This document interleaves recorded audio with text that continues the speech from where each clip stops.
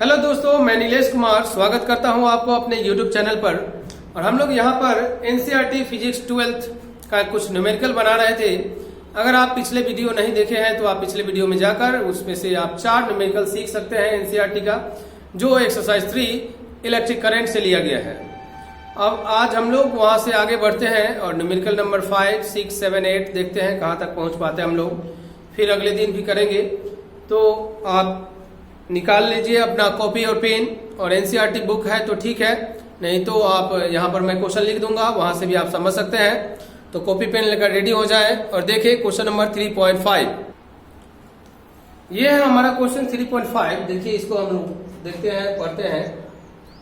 Eight room temperature 27 degree Celsius, normally यही होता है 25-27, जिससे हम लोग आसानी से रह सके। At room temperature, the resistance of a heating element, एक हीटिंग एलिमेंट का रेसिस्टेंस 100 ओम दिया गया है। रूम टेम्परेचर पर उस हीटिंग एलिमेंट का रेसिस्टेंस 100 ओम दिया गया है। तो what is the temperature of the element if the resistance is found to be 117 ohm, given that alpha यानी कि temperature coefficient of the material of the resistor. ये अल्फा को कहा जाता है टेम्परेचर कोफिशिएंट। ये अलग अलग मटेरियल का अलग अलग वैल्यू होता है। तो यहाँ पर जो मटेरियल लिया गया है उसका टेम्परेचर कोफिशिएंट अल्फा का value 1.7 into 10⁻⁻4 degree Celsius inverse दिया गया है। हम लोग लिखेंगे कि हमें दिया क्या गया। गिवन डाटा में आपको यह कहा जा रहा है कि at room temperature the resistance of a heating element is 100 ohm. Room temperature को हमने T1 मान लिया 27 डिग्री सेल्सियस। तो अब आपको यह रेसिस्टेंस को आपको R1 ले लेना है, वो है 100 ओम। क्लियर है बात। उसके बाद अब है कि नाउ अब रेसिस्टेंस उसका हो जा रहा है 117 ओम। 17 ओम रेसिस्टेंस बढ़ गया तो टेम्परेचर कितना होगा रूम का, यह हमें बताना है। इफ अल्फा का वैल्यू आपको दिया गया है 1.7 10⁻⁻4 डिग्री सेल्सियस इनवर्स। तो इसके लिए आप एक फॉर्मूला यहां पर आप यूज करने वाले हैं।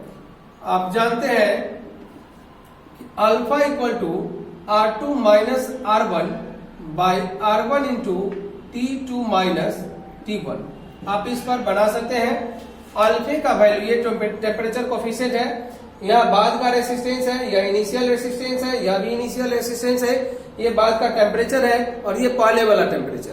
ओके, देखिए अल्फा का वैल्यू आप डालिए 1.7 इंटू 10⁻⁻4, R2 का वैल्यू 117 माइनस R1 का वैल्यू 100, R2 का वैल्यू 117, R1 का वैल्यू 100 डिवाइडेड बाई R1 का वैल्यू 100 और T2 मतलब कि हमें जो निकालना है बाद का टेम्परेचर, और T1 इनिशियल टेम्परेचर दिया हुआ है 27। ओके, आगे देखिए यहां पर आप ये पॉइंट हटाएंगे 17/10 हो जाएगा, और इसको भी आप ऊपर से नीचे ले आइए तो ये हो जाएगा 10⁻4 इक्वल टू, इसको घटाएंगे आप 17 मिलेगा और नीचे 100 और T2 माइनस 27।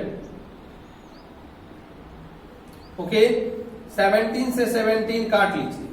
अब आप यहाँ पर 20, ये 100 है, यहाँ पर आप काट लीजिए, 10⁻2 बचेगा। इसके बाद यह हो जाएगा 1000, यानी कि 1/1000 मल्टीप्लाई कर दीजिए इसको आप 1/1000 equal to 1/T2 minus 27 cross multiply कर लीजिए। T2 माइनस 27 इक्वल टू 1000, तो T2 इक्वल टू, इसको उधर भेजिए 1000 plus 27, T2 equal to 1027 degree Celsius. तो आपको वो टेम्परेचर मिल गया जिस पर उस रेसिस्टर का, ये जो रेसिस्टर लगाया गया है उसका रेसिस्टेंस 117 ओम 117 ओम हो जाएगा। वह टेम्परेचर है आपका 1027 डिग्री सेल्सियस। इस वायर का जब टेम्परेचर 27 डिग्री सेल्सियस था तो रेसिस्टेंस 100 ओम था। अब बताना हमें यह था कि जब रेसिस्टेंस 117 ओम हो गया तो टेम्परेचर कितना रहा होगा, या किस टेम्परेचर पर इसका रेसिस्टेंस 117 ओम हो जाएगा। ओके, तो आप इसको नोट कर लीजिए, स्क्रीनशॉट ले लीजिए। फिर हम लोग चलते हैं नेक्स्ट क्वेश्चन की ओर। ये है हमारा नेक्स्ट क्वेश्चन, ये 3.6 छठा क्वेश्चन है हमारा इस एक्सरसाइज का। A negligible small current pass through a wire of length 15 metre. एक वायर है जिसका लेंथ दिया हुआ है 15 मीटर और उसका रेसिस्टेंस जो है and uniform cross section 6 × 10⁻⁻7 metre square. Resistance नहीं, उसका एरिया ऑफ क्रॉस सेक्शन जो दिया हुआ है वह है 6 × 10⁻⁻7 मीटर स्क्वायर। मतलब कि हमें दिया क्या जा रहा है, आप लिख सकते हैं given a negligible small current pass through a wire of length, यानी कि लेंथ हो गया 15 metre and uniform cross section 6 × 10⁻⁻7। Area दिया हुआ है, एरिया ऑफ क्रॉस सेक्शन कर सकते हैं 6 × 10⁻⁷ मीटर स्क्वायर। एरिया दे दिया आपको 6 × 10⁻⁷ मीटर स्क्वायर और लेंथ हो गया 15 metre and its resistance is measured to be 5 ohm. इसका रेसिस्टेंस दिया हुआ है, रेसिस्टेंस है 5 ओम। तो हमें बताना है कि what is the resistivity of the material. इस वायर के मटेरियल का रेसिस्टिविटी क्या होगा उसी टेम्परेचर पर जिस पर यह एक्सपेरिमेंट किया जा रहा है। रेसिस्टिविटी को हम लोग रिप्रेजेंट करते हैं रो से। हमने थ्योरम यह पढ़ रखा है कि किसी भी वायर का रेसिस्टेंस ये डिपेंड करता है लेंथ पर डायरेक्टली प्रोपोर्शनल के अनुसार और एरिया ऑफ क्रॉस सेक्शन पर इनवर्सली प्रोपोर्शनल के अनुसार। तो आप दोनों को जब कंबाइन करते हैं तो L/A मिलता है, R = ρL/A होता है। यहां से आप रो का वैल्यू निकालें तो RA = ρL, रो इक्वल आ जाएगा RA/L। आप इस फॉर्मूले का इस्तेमाल करके रो का वैल्यू निकाल सकते हैं और यही है रेसिस्टिविटी। देखते हैं हमें क्या आता है ना। ये थ्योरम में आप पढ़े होंगे, रो इक्वल टू R, मतलब कि ये 5 इंटू एरिया हो गया 6 × 10⁻⁷ डिवाइडेड RA/L और लेंथ हो गया 15। ये काटिए 3 और ये 3 2, यानी कि 2 × 10⁻⁻7 और ओम मीटर इसका यूनिट होता है। तो बेहद ही आसान क्वेश्चन था यह, बहुत ही आसान सा क्वेश्चन था यह, जिसमें आपको सारे डाटे दिए गए हैं, बस एक रो का वैल्यू पूछ दिया गया था। और ये हमने पढ़ा है कि किसी भी वायर का रेसिस्टेंस लेंथ के डायरेक्टली प्रोपोर्शनल और एरिया क्रॉस सेक्शन के इनवर्सली प्रोपोर्शनल होता है। इसको आप कंबाइन करेंगे तो आपको रो का वैल्यू मिल जाएगा RA/L। इसी पर हमने निकाल लिया है इस वायर का रेसिस्टिविटी या स्पेसिफिक रेसिस्टेंस के नाम से भी यह जाना जाता है। तो आप इसको नोट करें, स्क्रीनशॉट लें। फिर हम लोग नेक्स्ट क्वेश्चन की ओर बढ़ते हैं 3.7।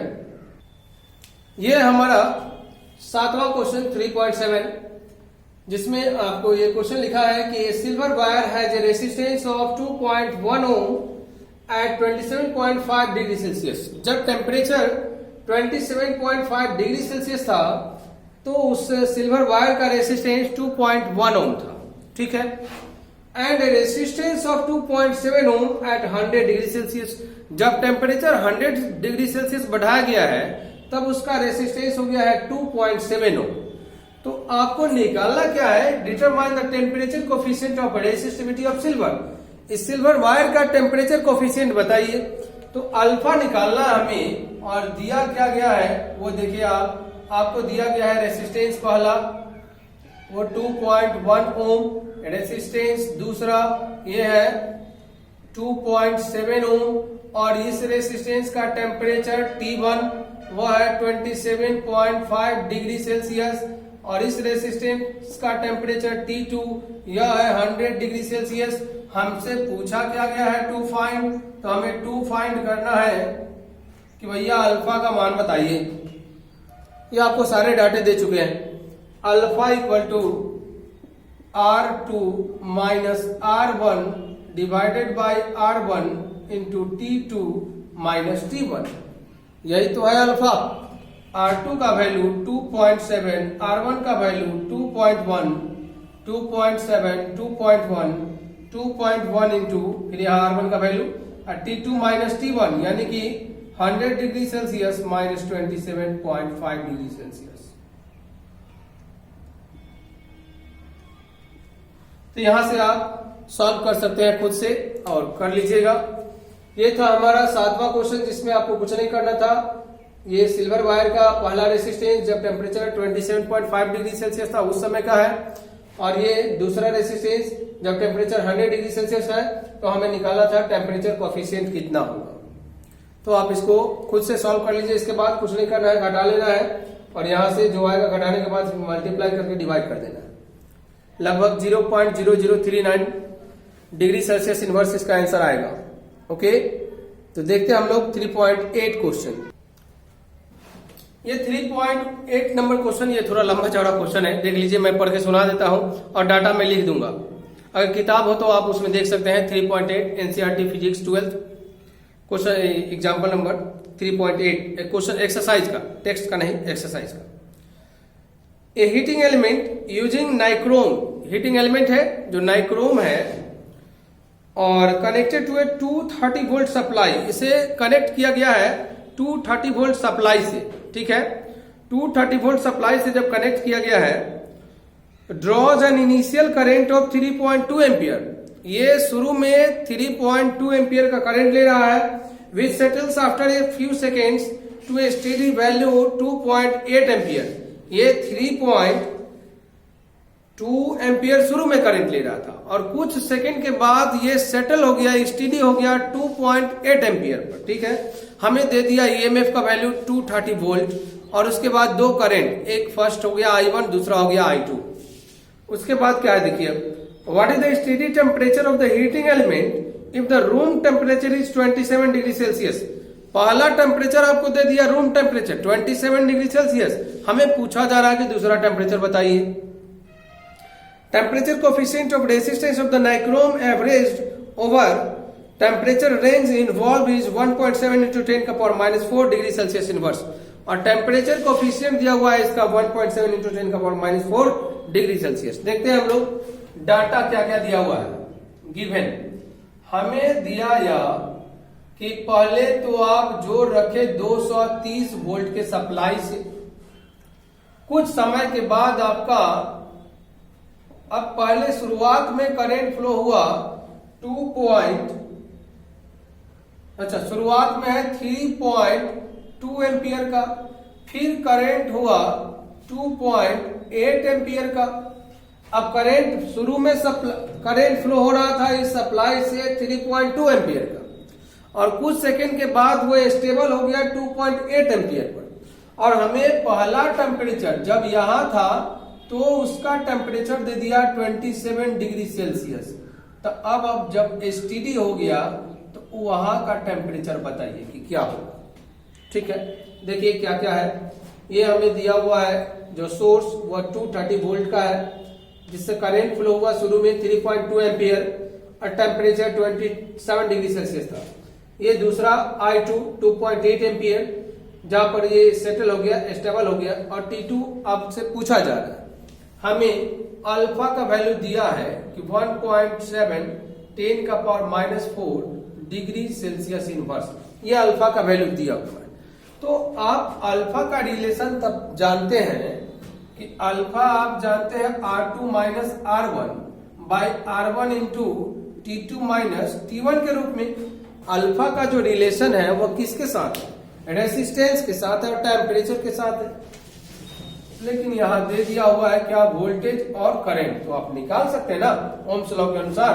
हियर आप पहला रेसिस्टेंस निकाल सकते हैं E बाई I1 करके, और दूसरा रेसिस्टेंस निकाल सकते हैं E बाई R2 करके। जब आप यहाँ 230 वोल्ट रखते हैं और I1 को 3.2 रखते हैं, जब यहाँ 230 वोल्ट रखते हैं और I2 को